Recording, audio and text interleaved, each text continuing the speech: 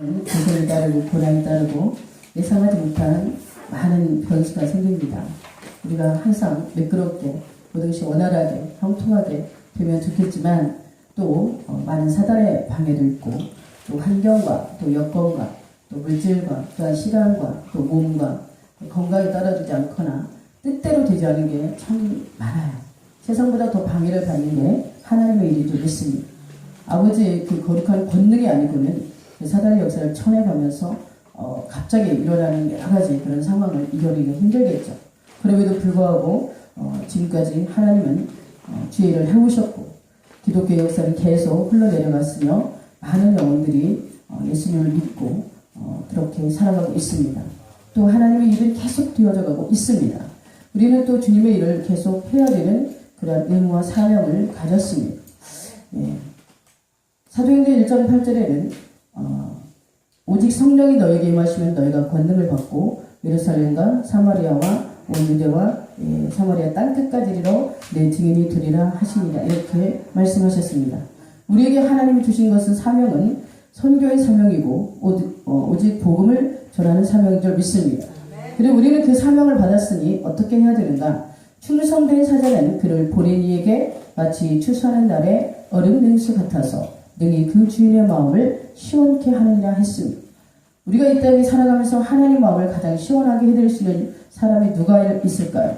그것은 바로 예수님께 나아가서 정말 돈 달라고 꺼이꺼이 울면서 통곡하고 자진하고 이런 또 여러 가지 자기 문제를 내놓고 매일같이 눈을 뜨면 이 문제 저 문제 또 매일 눈을 뜨면 이 고지서 저 고지서 하나님 오늘은 뭐가 떨어졌어요? 하나님 오늘은 뭐가 떨어졌어요? 오늘은 전기세, 오늘은 수도세, 오늘은 가스 계속 고지서 남발하면서 하나님 그거 해결해달라고 날마다 고통스러운 눈물을 쥐어짜는 그런 인생과 또 정말 눈이 뜨자마자 누가 미워서 그 사람을 어떻게 해달라고 속에서 심령이 막 부글부글 끓고 증오와 그런 고통으로 이게 충만한 그런 심령과 또 정말 항상 뭐가 이렇게 그 눈앞의 것들이 잘 안 돼서 그것 때문에 계속 우유부단하고 이렇게 할까 저렇게 할까 일을 해야 되나 말아야 되나 정체성을 잃어버리고 부평초처럼 흔들려 떠나려가는 그런 인생이 있다면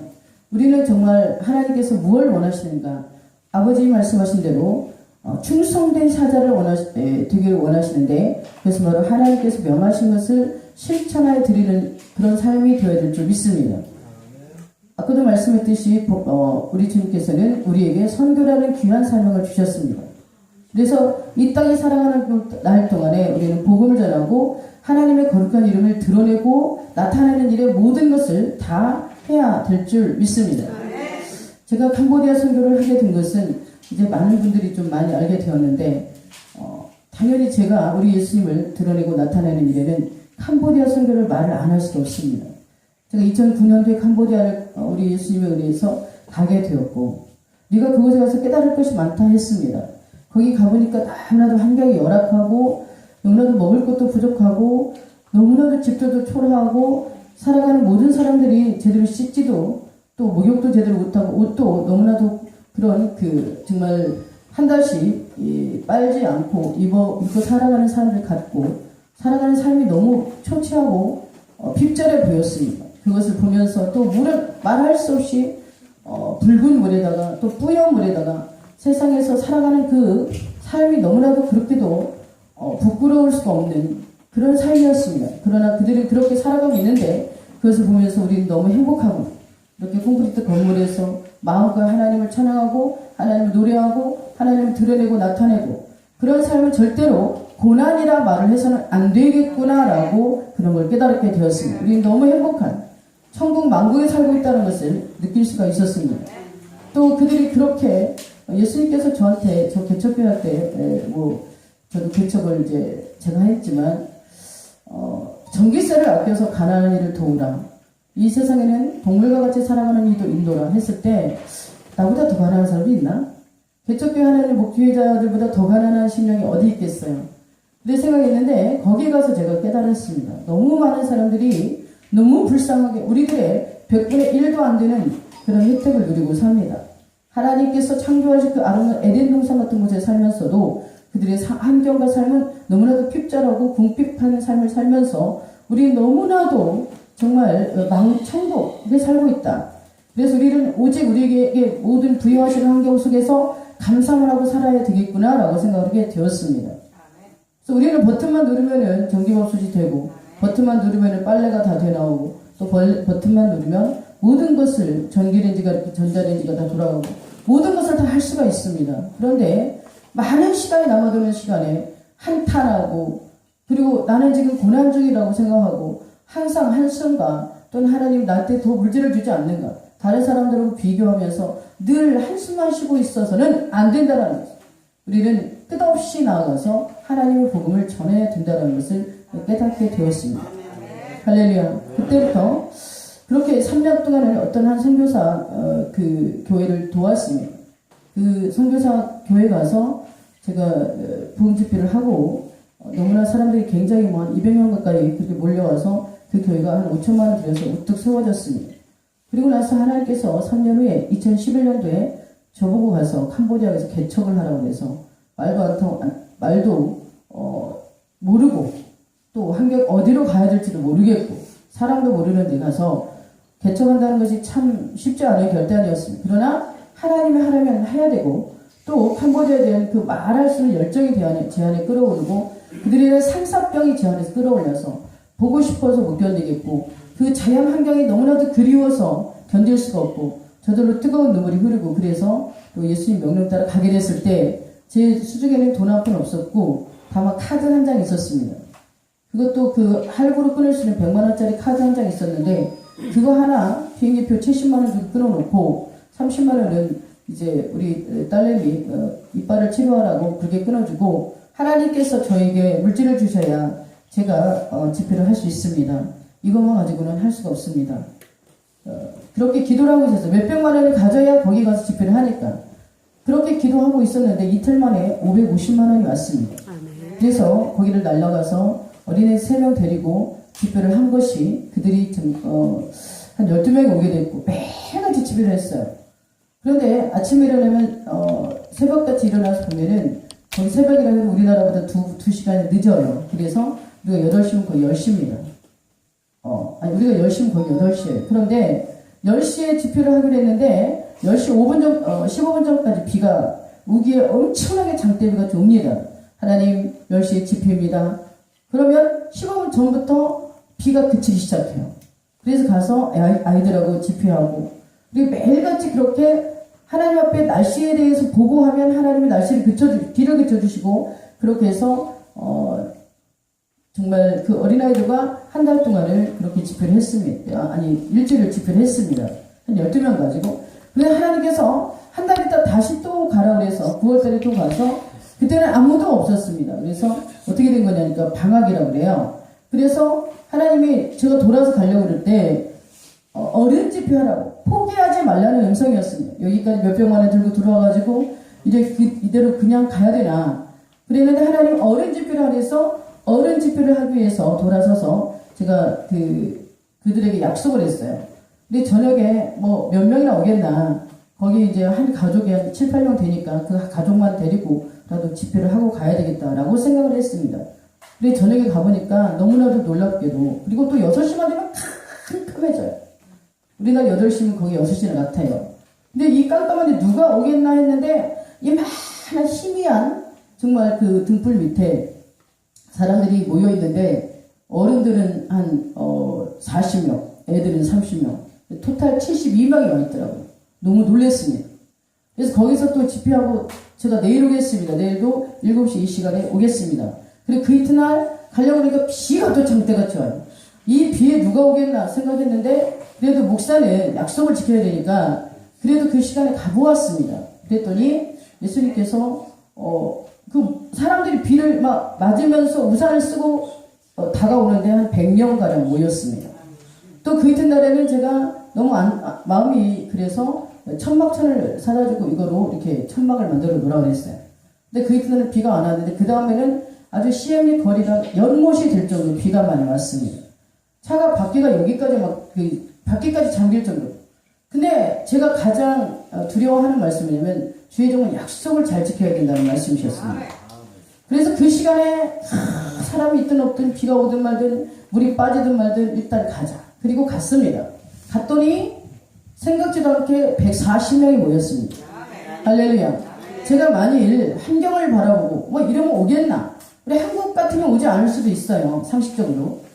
그런데 나의 상식을 내려놓고 하나님 응답을 생각하며 주님 말씀하신 대로 순종하여 갔더니 140명이 모여서 정말 성대한 그러니까 그 100명은 어른이었고 40명은 아이들이었습니다.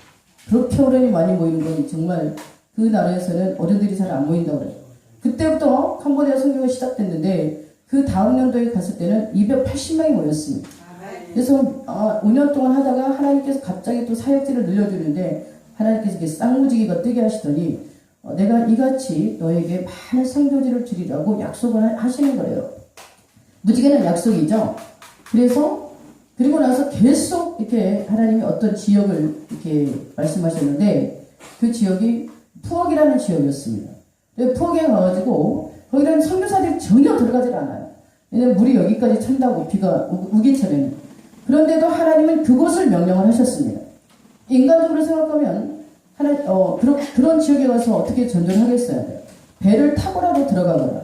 여러분 내가 예수님도 아니고 배를 띄워놓고 사람들하고 어떻게 집회를 할 수 있겠어요? 저리 자리를 깔아놓고 이렇게 사람들이 모이면은 거기 앉아서 집회를 해야 되는데 그래도 하나님 명령이니 무조건 배를 타고라도 들어가겠다고 생각하고 집회를 약속을 잡고 그 다음 달에 들어갔는데 하나님 설마 하니 비가 그렇게 많이 와서 허리 차게 하시면 어차피 저희 집회 안 되니까 그렇게까지 안 하시겠지요 라고 믿음이 생겼어요. 하나님은 배를 타고라도 들어가라고 했는데 거기에 명령 일단은 순종해서 거기 마을 이장님하고 약속을 잡아서 집회 약속을 그리고 나서 그 이듬해 아니라 그 다음 달에 2달 있다 갔는데 정말 1cm도 물이 차지를 않았어요. 그래서 거기서 집회를 하고 또 그 다음 마을에 가서 또 하고 계속 점령해 갔습니다. 그러다 보니까 거기 있는 그 부엌의 4마을을 점령했습니다. 하나님 거기서 멈추지 말도록 또 저를 계속 부추겨셨어요.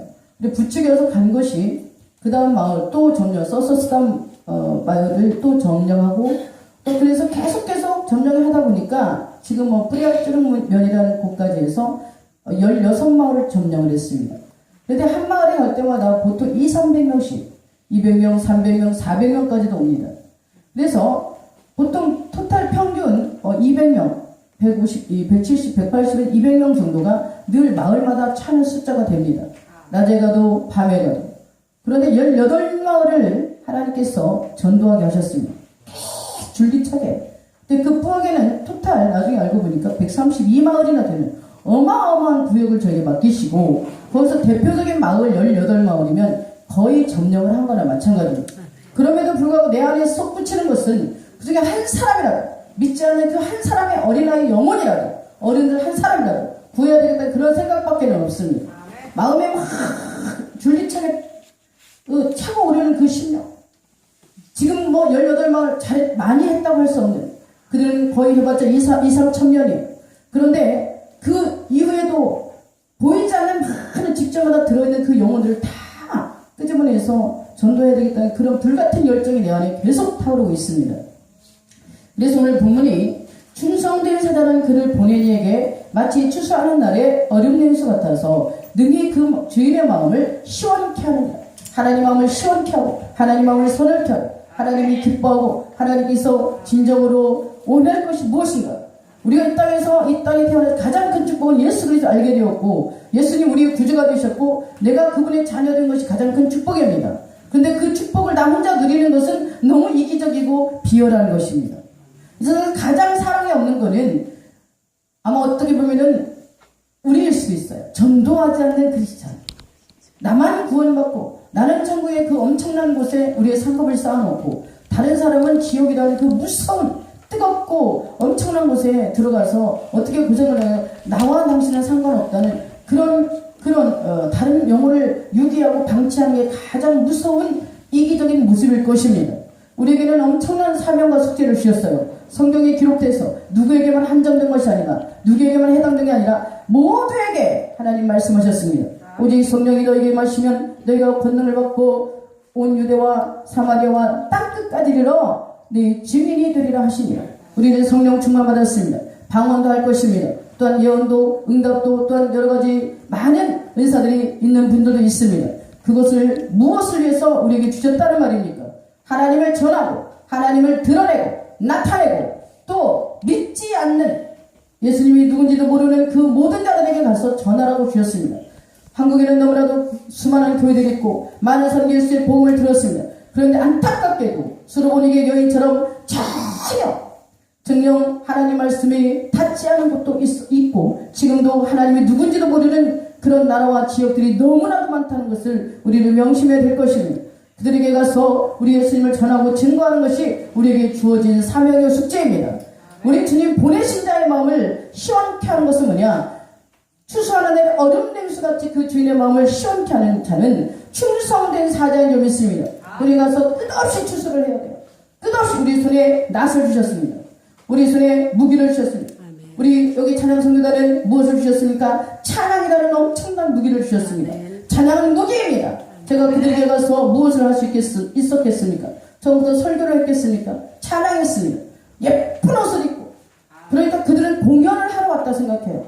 생전 듣도 보도 못한 가수가 와서 한국에서 저 부자 나라에서 와서 우리를 위해서 공연해준다고 마을 이장님 너무 입이 바르게 칭찬하고 너무 감사하고 거기는 불교권이라서 절이 어마어마한 그런 엄청난 곳에 가서 처음부터 우리가 예수라는 이름을 가지고 왔던 것이 아니고 찬양을 하고 그날 예수를 믿으라고 그렇게 전했을 때 다 예수를 믿는다고 손을 들었습니다.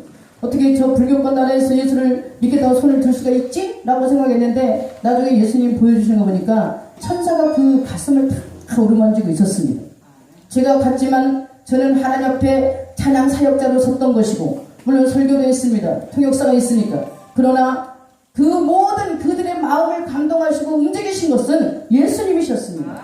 천사를 보내서 다 각자의 마음을 움직이시니까 그 한 번에도 예수님을 영접하고 두 번 가면 더 믿음이 들고 세 번 가면 병이 낫고 그래서 막 그 한 마을은 온통 환자들 투석이었는데 다 예수 믿게 됐습니다. 왜? 다 병이 치료가 되고 됐어요. 제가 일일이 안수하고 다니는 게 아닙니다. 참 뭐 이렇게 믿음 좋은 사람들은 기도 몇 번 하면 낫지만 그런 사람들이 그 정말 평생 알아온 지병이 나올 거라고 누가 생각을 하겠어요. 그런데 저도 신유 사역자지만 자신이 없었는데도 하나님이 다 어루만져 주셔서 그 마을의 병자들이 사라졌습니다. 예수님을 안 믿을 수가 없고 뿌리아 예수 어짜를 부르지 않을 수가 없고 엎은지런 뿌리아 예수라고 시인하지 않을 수 없도록 하나님 하셨어요. 그래서 계속 생명이 살아나고 있습니다. 우리가 해야 할 사명을 그렇게 감당하는 중에 정말 하나님께서 저에게 제가 도망간다 해도 하나님이 붙들어다가 그렇게 할 것 같아요. 뭐를? 물질을 정말 많이 붓습니다. 제가 오늘 하고 싶었던 말이 바로 그거였어요. 많은 사람들이 물질 때문에 힘들어요. 사역자들이 다 사역에 의지됐고 나도 하나님 써주길 바라고 크게 쓰임도 받고 싶고 이것저것 하고 싶은데 물질. 근데 저는 제가 아까 얘기했지만 100만원짜리 그래도 현찰도 아니고 100만원짜리 카드 하나 들고 가가지고 몇 년 동안 지금 선교에 어떤 분이 저거 선교에 성공했다고 찾아오던데 그분의 말에 저는 그분의 말씀에 순종했고 명령에 따랐을 뿐이고 하나님은 물질을 계속 부어주셨어요. 지금까지 하면 선교하기 위해서 부어준 물질만 한 2억 가까이 든 것 같아요. 그동안 쓴 걸 생각해보면 거기 가서 땅 사고 교회 짓고 한 것만 1억 그리고 뭐 경비가 뭐 매번 갈 때마다 4,500씩 드니까 수도 없이 왔다 갔다 제가 비행기를 71번 탔다고 우리 부목사님이 그러더라고요. 그때마다 누워가고 누워오고 하나님 그렇게 하셨어요. 71번을 탔다면은 애지간히 간 건데 그동안에 그 많은 경비를 몇 천만 원의 경비를 다 주셨다는 것이고 이번에도 다녀왔는데 다녀와서 이제 아직 피곤도 풀리지 않았는데 목사님 제가 헌금하겠습니다. 그리고 올린 금액이 토탈 매일같이 들어온 금액이 토탈 한 사람에게서 3,700이 할렐루야. 여러분 3,700 1,000만 원을 저축하려도 3년은 해야 돼요. 근데 3,700이면 제가 뭐 어느 천년에 목표하면서 어디 가서 돈 벌어다가 땅 팔아가지고 저축을 하겠어요? 하나님께서 물질 정말 잘 채워주십니다. 가기 전에도 하나님 한 1,000만 원 채워주시고. 그러니까 물질을 구하기보다 내가 하나님의 명령을 지키면 하나님 우리에게 마음껏 채워주시리라 믿습니다. 돈이 너무 많아서 흔해서 셀 수가 없을 정도로 채워주셔요. 하늘에서 펄펄 눈이 오게 펑펑펑 채워주십니다. 근데 그것이 목적이 뭐였기 때문에 어차피 그거 제가 또 혼자 먹고 쓸 거 아니고 거기 와서 뭐 교회 짓고 뻔하기 때문에 하나님 믿으니까 막 정말 제가 돈 주세요 이럴 필요도 없이 막 정신없이 채워주셔요. 오늘은 이만큼 오고 내일 가면 또 이만큼 수북에 채워놓고 또 가면 또 생각도 못하고 있는데도 계속 채워주셔요. 그런데 그 많은 돈들도 다 하나님 앞에 쓰기에는 너무 부족할 것입니다. 그러니까 너무 전하도록 축복하시고 사랑하신 주님께 여러분 죽도록 충성하면 하나님께서 너무나도 기뻐서 마치 주사는 날의 얼음 냉수 같아서 능히 그 주인의 마음을 시원하게 하는 자는 하나님 우리에게 시원하게 채워주실 줄 믿습니다. 기도하시겠습니다. 자비하신 아버지 감사합니다. 우리 주께서 이처럼 아름다운 아버지 역사 이루어 주시고 날마다 주를 증거하고 간직케 하심을 감사합니다. 주님 영광마다 주시옵소서. 예수님 이름으로 기도드리옵나이다. 아멘.